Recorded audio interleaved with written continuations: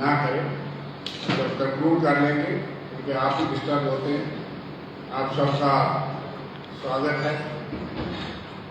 हमारे बीच में हमारे वर्गीय भाई रमन भल्ला जी हमारे साथ, डॉक्टर भगवान जी हमारे बड़े सीनियर नेता हैं, साथ के वाइस प्रेसिडेंट हैं, वीर मानी साहब हमारे अपर के इंचार्ज हैं, वाइस प्रेसिडेंट है, मैक्सी रहे, दीदी गुप्ता हमारा टीम के कोऑर्डिनेटर है, और हमारे साथी।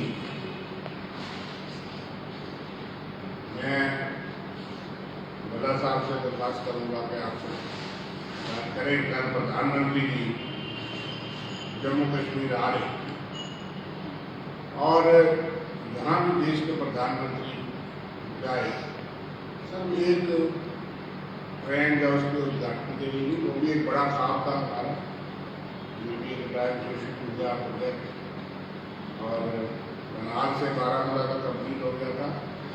और जब मनमोहन सिंह जी गए तो वैष्णो माता तक ट्रेन पहुँच गई थी, उद्घाटन एकदम बाद में उन्होंने कहा ये लंबा समय था, इसमें काम कर रहा था, अच्छी बात है, वो आए सौगात थे।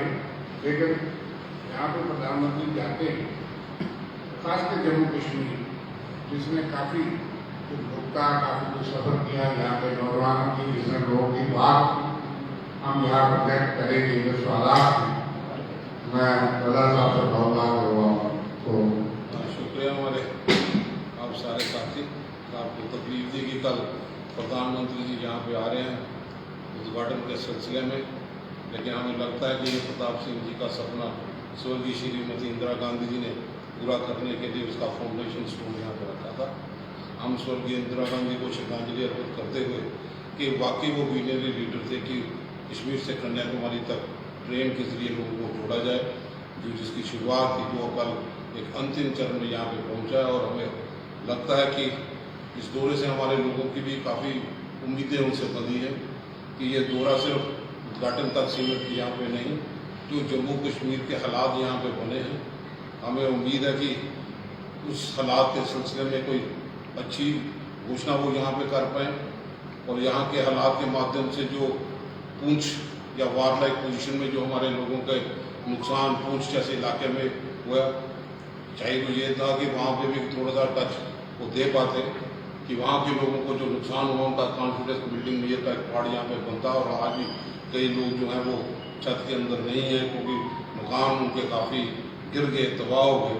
पूरी तौर पर इन जो पैकेज है उसमें विलंबता भी यहाँ पर हुई।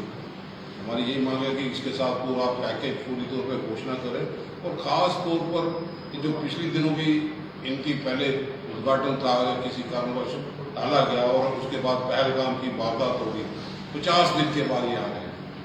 हमें सवाल तो बनता है कि वो प्रधानमंत्री जी आपने तो यहाँ पे कई योजनाएं यहाँ पे बनाई, नोटबंदी हो, रियासत के टुकड़े किए कि यहाँ पे परिंदा भी पर नहीं मारेगा, लेकिन 50 दिन हो गए पहलगाम के आतंकवादियों का पता नहीं कहाँ पे वो चलेंगे।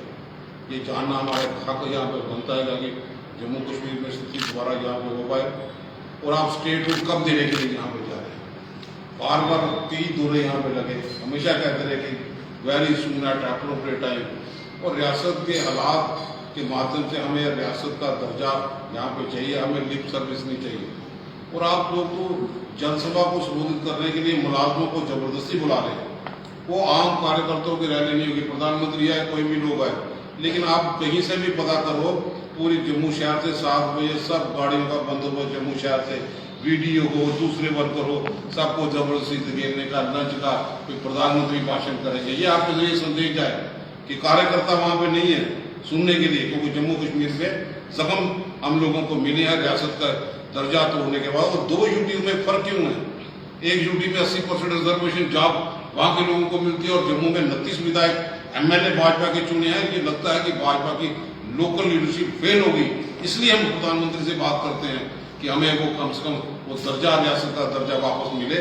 आप कितनी दिक्कतें यहाँ पे उसका जिक्र शर्मा साहब बाकी भी करेंगे, चाहे वो डेली वेजेस हो, उनका रेट लद्दाख में क्या और यहाँ पे क्या मिल रहा है। हमारे लोग आज भी दर ठोकरे यहाँ पे गा रहे हैं। तो मैं कहूँगा शर्मा साहब से बाकी लोकल मुद्दे जो हैं जो रिलेटेड है वो उसकी बात करें।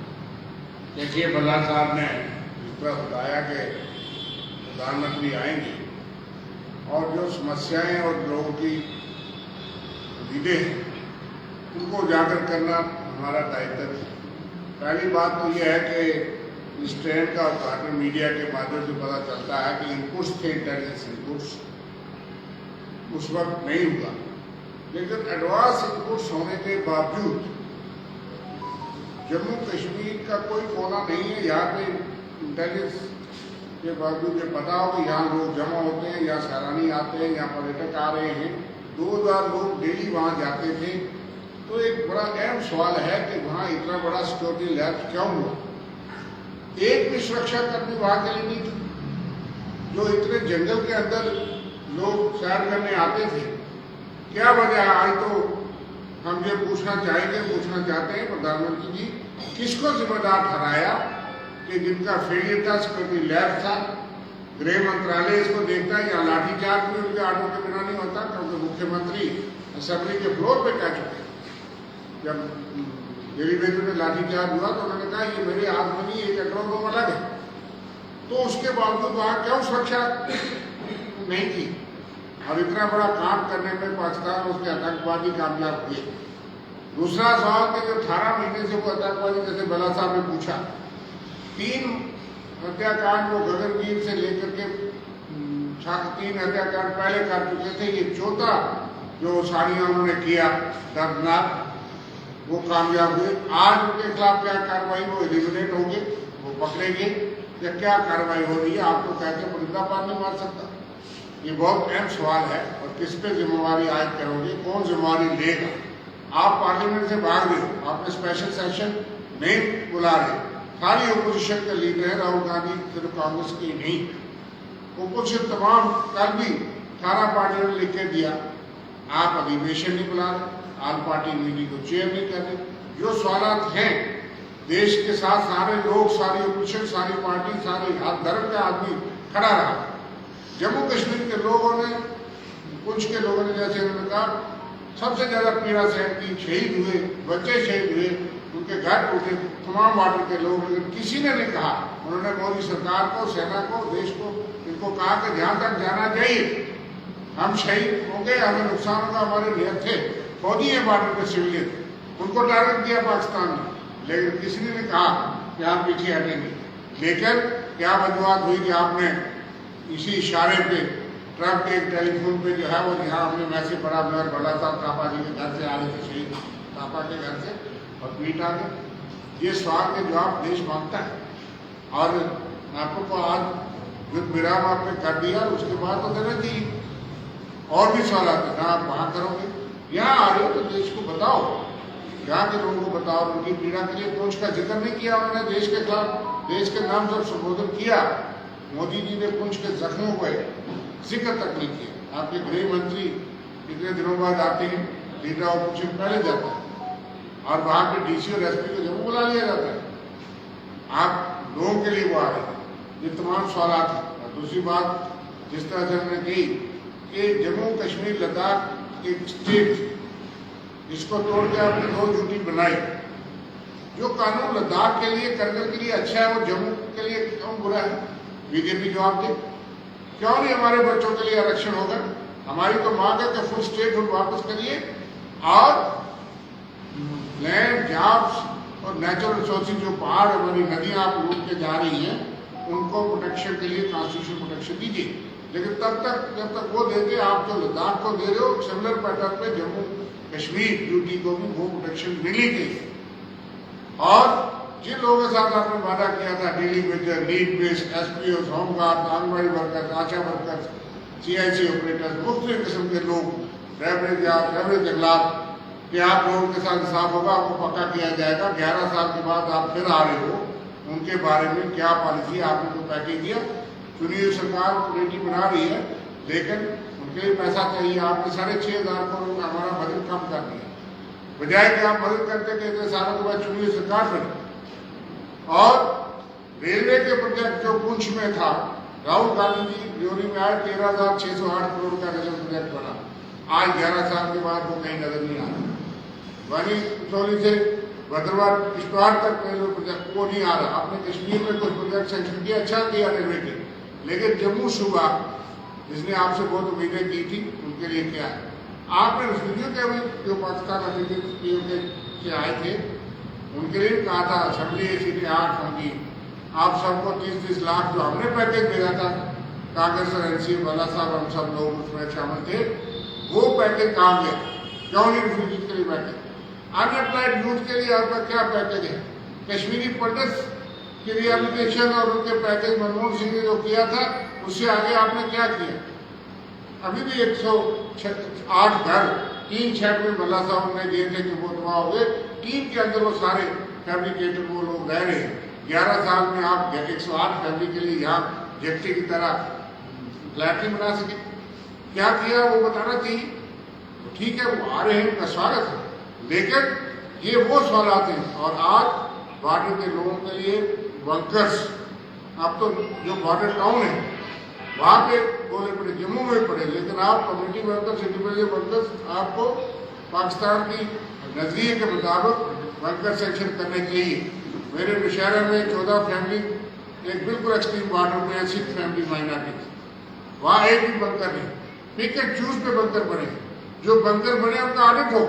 कहीं एक बच्चा जो है वो बंकर को सफाई और बिजली के कारण मर गया, क्यों कि वहाँ आपने छात्री डाल। किस किस्म के बंकर बने, उनका पूरा सोशल ऑडिट हो कि जो बंकर काम के लायक नहीं, जिनमें बरसात में पानी भरा है, आपने वॉशरूम नहीं बनाया अंदर, अगर 4 दिन बराबरी चलती रहेगी तो एक तो लोगों की ये डिमांड थी कि मैसिव लेवल पे फाइनेंशियल पैकेज के साथ साथ रिक्रूटमेंट पैकेज भी दीजिए बॉर्डर एरिया को, और जहाँ बंकर बनाए वो बनाए, और 5 महल्ले के फ्लैट जो है बॉर्डर एरिया के लिए उनके लिए वो घोषणा करें। कल लोगों को इंतजार है कि बॉर्डर के लोगों के लिए जो इस जंग से हमने सीखा, कोई स्पेशल प्रधानमंत्री पैकेज जम्मू कश्मीर के बॉर्डर एरिया के लिए इन चीज़ों से डील करने के लिए अनाउंस होगा, हम उम्मीद करते हैं। कोई रिक्रूटमेंट पैकेज अनाउंस होगा, हम उम्मीद करते हैं। कोई डेली वेजर्स के लिए और अनएम्प्लॉयड यूथ के लिए वो कुछ कहेंगे, हम उम्मीद करते हैं। वो नौजवान उम्मीद करते हैं जो 45 साल का रिकॉर्ड अपना अनएम्प्लॉयमेंट का टूट गया, रिफ्यूजी जिनके साथ में वादा किया था वो इंतजार करते हैं। और कश्मीरी पंडित जो लोग रिहेबिलिटेशन के लिए आपने बड़े बड़े वादे किए थे वो इंतजार करते हैं, और साथ में इंतजार करते हैं वो सवालात कि पहलगाम कब हुआ, किसकी लापरवाही से हुआ, किसकी गलती से हुआ, और वो आतंकवादी वो कहाँ हैं। ये सवालात अहम हैं। और हम जो प्रोजेक्ट्स मैंने जिक्र किया, रेलवे और कनेक्टिविटी जम्मू सूबे के, इस उनके बारे में उनका क्या है, कहाँ है। और यूपीए 1 और 2 में 24,000 करोड़ का पैकेज मनमोहन सिंह सरकार ने 2004 में दिया था, और उसके बाद 36,000 करोड़ रुपया उस वक्त उस पर खर्च हुआ हाइड्रो प्रोजेक्ट्स और बाकी चीज़ों पे। ये सारे जो प्रोजेक्ट्स हाईवे के टनल 9 किलोमीटर नेशनल टनल जो है वो कांग्रेस ने 75% कंप्लीट की थी, ये भी वो करने आ रहे हैं। सरकारें ऑनगोइंग होती हैं, कंटिन्यूटी में चलती हैं।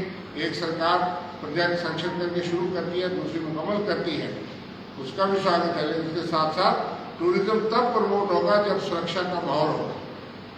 जब पहलगाम जैसी घटनाएं हो रही हैं इतने बड़े पैमाने पे जम्मू सूबे में जिस तरह के हालात हैं, इसलिए हम चाहते हैं टूरिज्म बढ़े, एलिमेंट भी बढ़े, उसके लिए कनेक्टिविटी भी चाहिए, उसके लिए सहूलतें भी चाहिए, लेकिन एक सुरक्षा का माहौल चाहिए, और जिसके लिए वो तैयार किया जाए। सब लोग कश्मीरी पंडित की वापसी के लिए सबने कहा है, एक पेज पे हैं।